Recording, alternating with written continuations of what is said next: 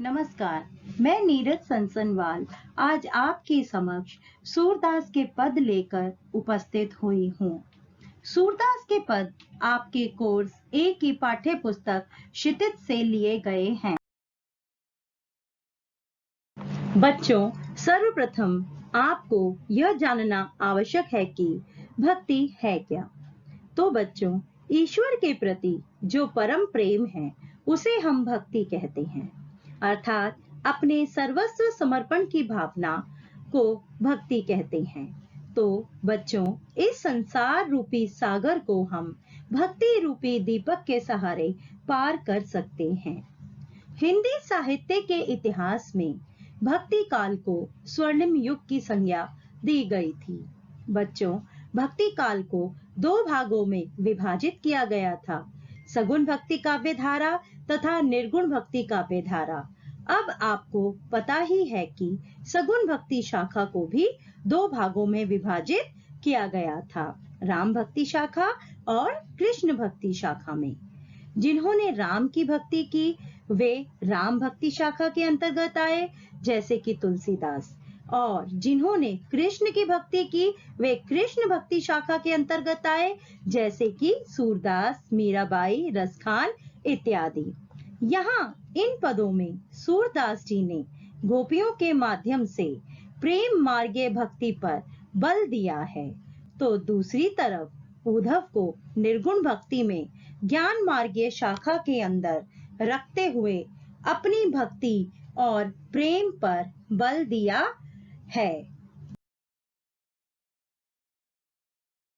बच्चों, अब हम आगे सूरदास जी का जीवन परिचय पढ़ेंगे। सूरदास जी का जन्म सन 1478 में माना जाता है।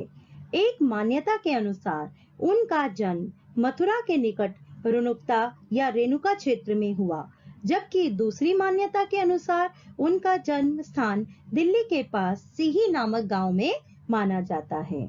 महाप्रभु वल्लभाचार्य के शिष्य सूरदास अष्टछाप के कवियों में सर्वाधिक प्रसिद्ध हैं। तो बच्चों, पुष्टि मार्गीय वल्लभ संप्रदाय में जो अष्टछाप के कवि हैं, उनके नाम मैं आपके आगे बताने जा रही हूँ। पहले सूरदास जी, दूसरे कुंभनदास जी, तीसरे परमानंद दास जी, चौथे कृष्णदास जी, पांचवें शीत स्वामी जी, छठे गोविंद स्वामी जी और सातवें चतुर्भुज दास जी और अंत में नंददास जी। और इन सब में सूरदास जी को ही प्रधान भूमिका मिली है। अब आगे, सूरदास जी मथुरा और वृंदावन के बीच गौ घाट पर रहते थे और श्रीनाथ जी के मंदिर में भजन कीर्तन करते थे। सन 1583 में उन पारसोली में उनका निधन हुआ। बच्चों, उनके 3 मुख्य ग्रंथों में सूर सागर, साहित्य लहरी और सुरसरावली में सूर सागर ही सर्वाधिक लोकप्रिय हुआ।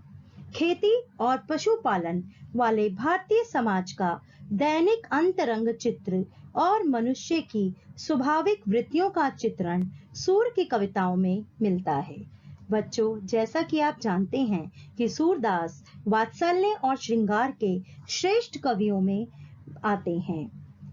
कृष्ण और गोपियों का प्रेम सहज मानवीय प्रेम की प्रतिष्ठा करता है। सूर ने मानव प्रेम की गौरव गाथा के माध्यम से सामान्य मनुष्यों को हीनता बोध से मुक्त किया, उनमें जीने की ललक पैदा की। उनकी कविता में ब्रज भाषा का निखरा हुआ रूप है।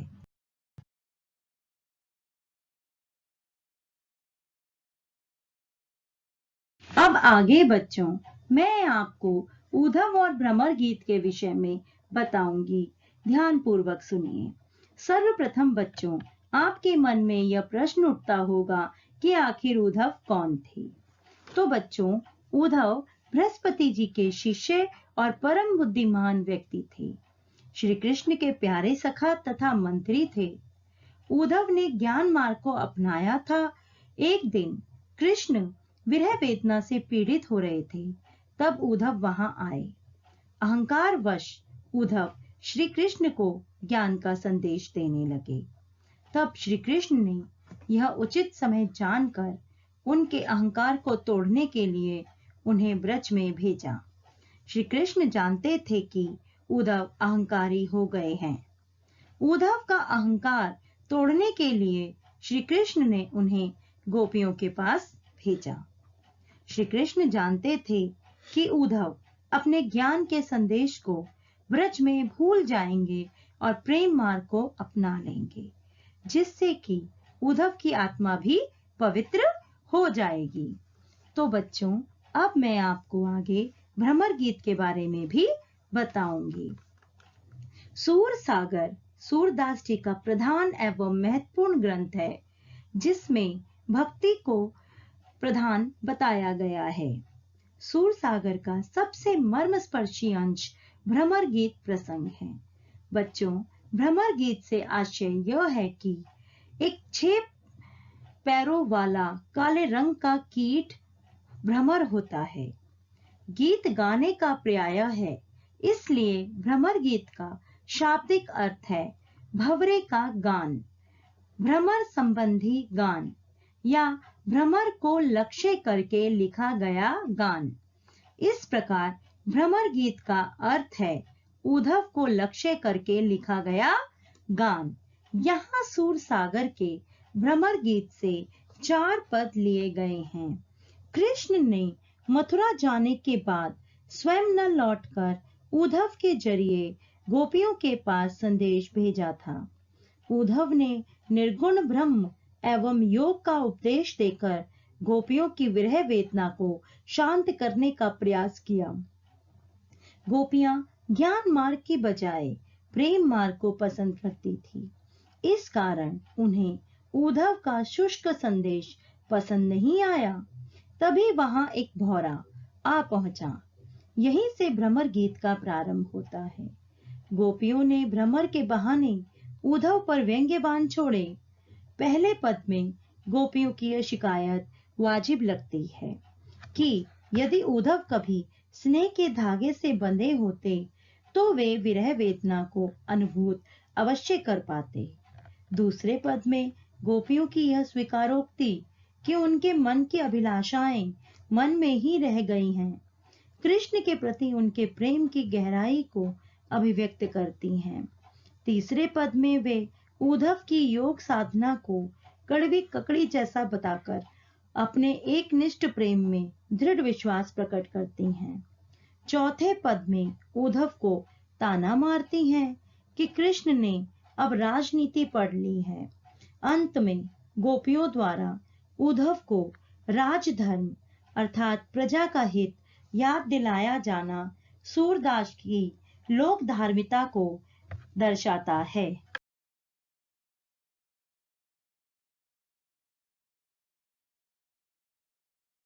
बच्चों, सर्वप्रथम हम इस पद का सस्वर वाचन करेंगे और इसके कठिन शब्दों को मैं आपको बताऊंगी तथा इसकी व्याख्या को आपको समझाऊंगी। कृपया ध्यान पूर्वक सुनिए। उद्धव तुम हो अति बड़ भागी, अपरस रहत स्नेह तगाते, नाहिन मन अनुरागी। पुरैनी पात रहत जल भीतर, तारस देह न दागी। ज्यों जल महा तेल की गागरी, बूंद न ताको लागी। प्रीति नदी में पाँव न बौरियो, दृष्टि न रूप परागी। सूरदास अबला हम भोरी, गुर चाटी ज्यों पागी। बड़ कठिन शब्द। बड़भागी भाग्यवान, अपरस अलिप्त, तगा धागा, अनुरागी प्रेमी, पुरैनीपात कमल का पत्ता, दागी दाग, महा में, प्रीति नदी प्रेम की नदी, पाँव पैर, बोरियो डुबोया, परागी मुग्ध होना, भोरी भोली भाली, गुड़ चाटी ज्यों पागी। जिस प्रकार चींटी गुड़ में लिपटी रहती है, उसी प्रकार हम कृष्ण प्रेम में अनुरक्त रहती हैं। आगे गोपियां। बच्चों, प्रस्तुत पद में सूरदास जी ने उद्धव के माध्यम से गोपियों को प्रेम मार्ग को छोड़ने का उपदेश दिया है। गोपियों को ना तो उद्धव पसंद है और ना उनका ज्ञान मार्ग। गोपियां उद्धव पर व्यंग्य करते हुए कहती है, हे उद्धव, तुम तो बहुत भाग्यशाली हो कि तुम श्री कृष्ण के प्रेम रूपी धागे में नहीं बंधे। तुम उनसे पूर्णतया अनासक्त हो। गोपियों का उद्धव का भाग्यशाली कहना वास्तव में उनको अभागा बताना है। सूरदास जी आगे कई उदाहरणों के माध्यम से गोपियों के द्वारा उद्धव पर कटाक्ष करते हैं। जिस प्रकार कमल का पत्ता सरोवर के जल में भी रहकर जल से अछूता रहता है, उस पर जल की एक बूंद भी नहीं ठहरती, उसी तरह हे उद्धव, तुम भी श्री कृष्ण रूपी सरोवर के प्रेम रूपी जल में रहकर भी तुम्हारे हृदय में श्री कृष्ण का प्रेम का एक कण मात्र भी नहीं है। आगे फिर से एक और उदाहरण देते हुए सूरदास जी की गोपियां उद्धव को तेल की गागर के समान बताती हैं और कहती हैं, जो जल में होने पर भी जल के स्पर्श से दूर रहती है।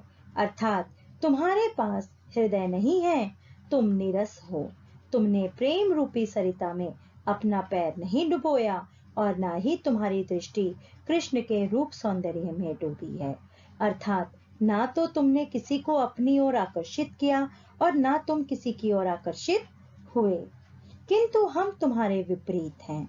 हम तो सीधी साधी अबला नारी हैं, जो श्री कृष्ण के प्रेम की मिठास में इस प्रकार लिप्त हो गई हैं, जैसे कोई चींटी गुड़ से लिपट जाती है, जैसे कोई चींटी गुड़ से लिपट जाती है और अपने प्राणों का बलिदान कर दे देती है। उसी प्रकार हम तो अपने श्री कृष्ण से अनन्य प्रेम करते हैं और हम अपने इस प्रेम के लिए अपने प्राणों का भी बलिदान दे सकती हैं। सूरदास के इन पदों में गोपियों की योग साधना के प्रति उपेक्षा भरा नकारात्मक दृष्टिकोण उभर कर आया है। गोपियां योग को व्यर्थ ही मानती हैं और उसे स्वीकारने को तैयार नहीं हैं।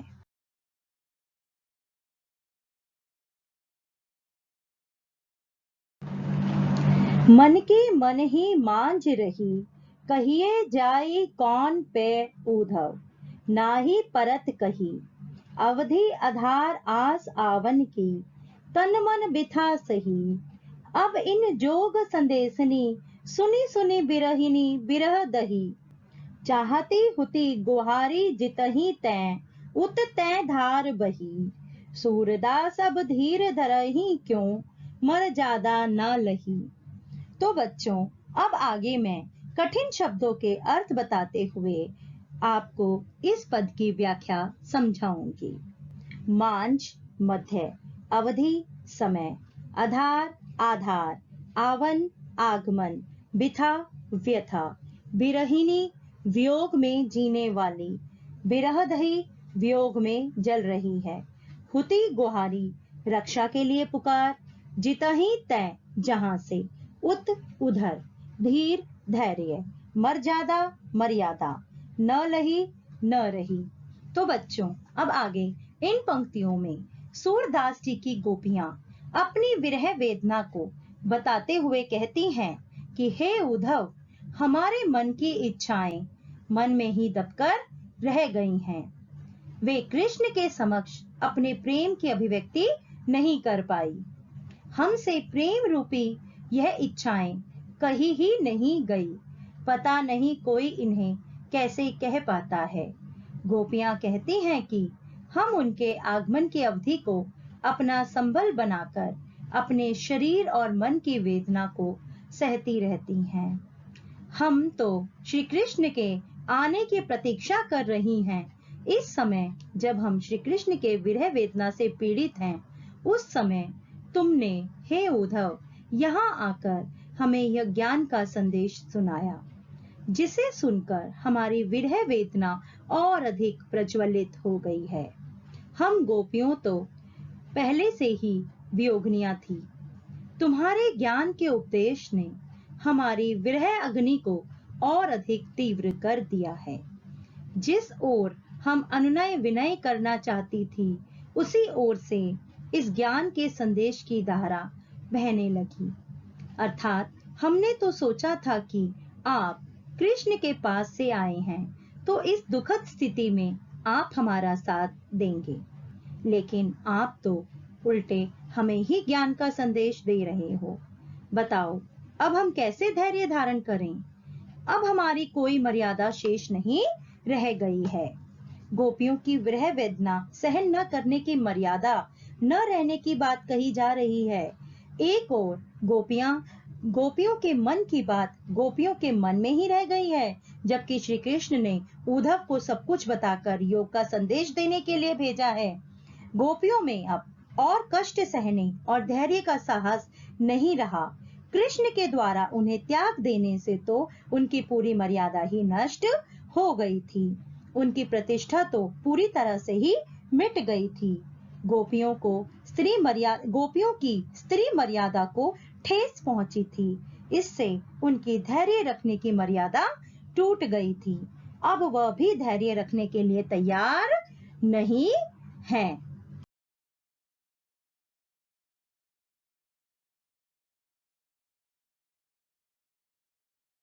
बच्चों, अब मैं आगे दूसरे पद का सस्वर वाचन करते हुए उसके कठिन शब्दों का अर्थ बताते हुए उसकी व्याख्या करूंगी। ध्यानपूर्वक सुनिए।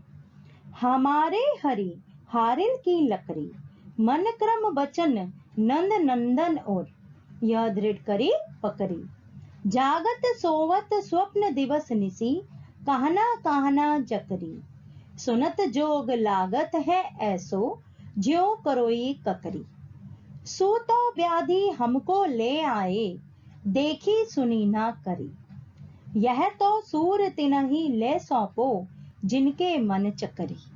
कठिन शब्दों के अर्थ। हरि कृष्ण, हारिल एक प्रकार का पक्षी जो अपने पैरों में लकड़ी लिए उड़ता है।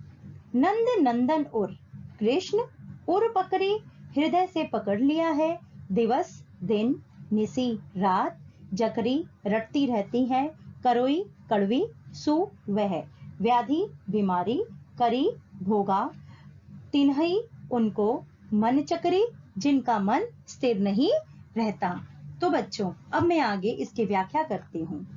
गोपियां अपनी बात पर दृढ़ रहकर सगुण भक्ति पर बल देते हुए कहती हैं, हे उद्धव, हमारे कृष्ण तो हमारे लिए हारिल की लकड़ी के समान हैं। जिस प्रकार हारिल पक्षी सदैव अपने पंजों में लकड़ी को मजबूती से पकड़े रखता है, उसी प्रकार हमने श्री कृष्ण के प्रेम को अपने मन में बसा रखा है। हम उनके प्रेम को एक पल के लिए भी नहीं छोड़ सकती। हमने उनको मन, वचन तथा कर्म से दृढ़ता पूर्वक पकड़ रखा है। हम सोते जागते और स्वप्न में भी श्री कृष्ण के ही बारे में सोचती रहती हैं। हे उद्धव, तुम्हारा योग का संदेश हमारे कानों को उतनी ही पीड़ा दे रहा है जितनी कड़वी ककड़ी खाने से मुंह को होती है। गोपियां आगे योग को एक रोग के समान बताती हैं और कहती हैं कि यह जो तुम्हारे योग के रूप में तुम हमारे लिए एक ऐसी रोग पीड़ा ले आए हो, जैसी ना तो हमने कभी देखी थी और ना ही कभी हमने सुनी थी। आगे सूरदास जी गोपियों के माध्यम से कहलवाते हैं कि गोपियां योग का तिरस्कार कर कहती हैं कि यह ज्ञान की शिक्षा तुम उन्हें जाकर दो, जिनका मन चक्री के समान हो। जिनका मन स्थिर ना हो, वे ही तुम्हारे ज्ञान को ग्रहण कर सकती हैं। हम तो अपने मन को श्री कृष्ण को पहले ही दे चुकी हैं। अब तुम्हारी किसी भी बात का हम पर कोई प्रभाव नहीं पड़ेगा, क्योंकि हमने तो अपना मन, तन सब कुछ श्री कृष्ण को समर्पित कर दिया है। अब हम उनकी ही हैं।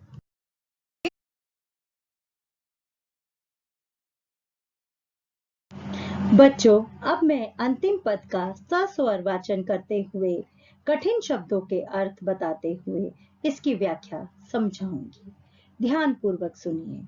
हरि है राजनीति पढ़ी आए, समुझी बात कहत मधुकर के, समाचार सब पाए। एक अति चतुर होते पहले ही, अब गुरु ग्रंथ पढ़ाए। बढ़ी बुद्धि जानी जो उनकी, जोग संदेश पठाए। ऊधो भले लोग आगे के, परहित डोलत धाये। अब आप अपने मन फेर पाहिए, चलत जो हुते चुराए। ते क्यों अनीति करे आपुन, जे और अनीति छुड़ाए। राजधर्म तो यह, सूर जो प्रजा न जाही सताए। कठिन शब्द। मधुकर भौरा, हुते थे, पठाए भेजे, परहित दूसरों के कल्याण के लिए, डोलत धाए घूमते फिरते थे, फिर से, पहिए पा लेंगी, अनीति अन्याय। अब आगे। गोपियों द्वारा उद्धव को राजधर्म याद दिलाया जाना सूरदास की लोक धार्मिकता को दर्शाता है। जैसा कि आप सब जानते हैं कि सूरदास मुख्यतः भक्ति और श्रृंगार के कवि हैं, किंतु उनके पदों में नीतिगत एवं लोक ज्ञान के तत्व भी मिलते हैं।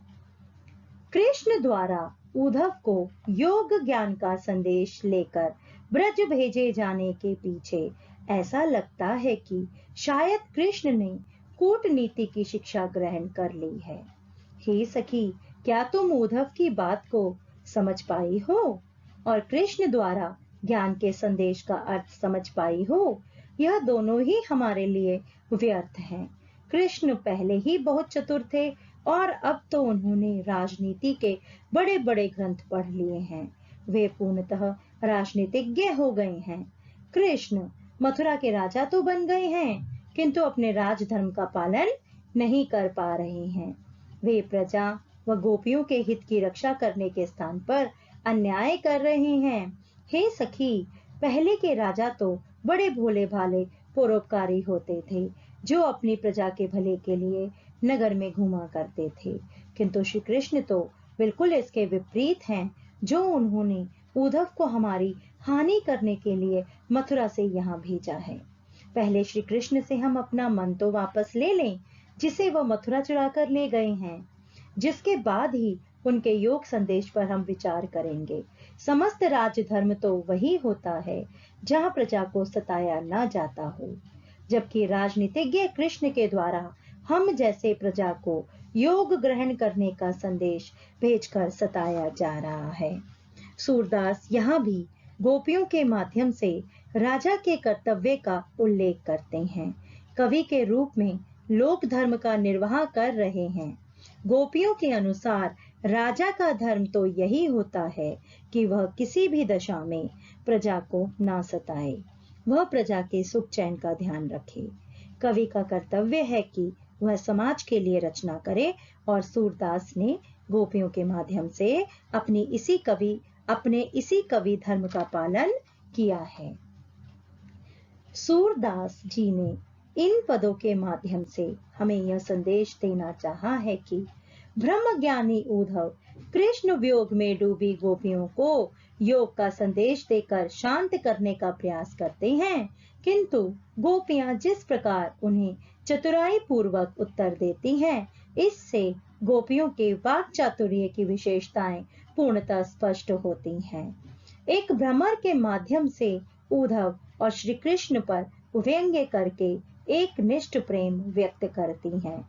उद्धव के योग संदेश को काटकर निर्गुण ब्रह्म पर सगुण प्रेम को विजय दिलाकर तर्कशीलता व लोक ज्ञान का उत्तम उदाहरण देती हैं। यहाँ इन पदों में व्यंग्यात्मकता, दृढ़ता, विश्वसनीयता व एक निष्ठ प्रेम की पराकाष्ठा दृष्टिगत होती है। आगे सूरदास जी ने गोपियों के माध्यम से साकार ईश्वर प्रेम में आस्था प्रकट की है और उसे ही महिमा मंडित किया है। उद्धव जैसे ज्ञानी को चुप कराकर योग ज्ञान को गौण सिद्ध किया है। साकार ईश्वर प्रेम ही चित्त स्थिर कर सकता है। योग ज्ञान निर्गुण ईश्वर के प्रेम के प्रति आस्था को स्थिर बनाए रखने में चित्त की चंचलता अवरोध खड़ा करती है। धन्यवाद। मेरे वीडियो को लाइक, कमेंट, शेयर जरूर करें और मेरे चैनल को सब्सक्राइब करें और बेल आइकन को दबा दें। मैं शीघ्र ही अपनी नई वीडियो के साथ उपलब्ध होंगी।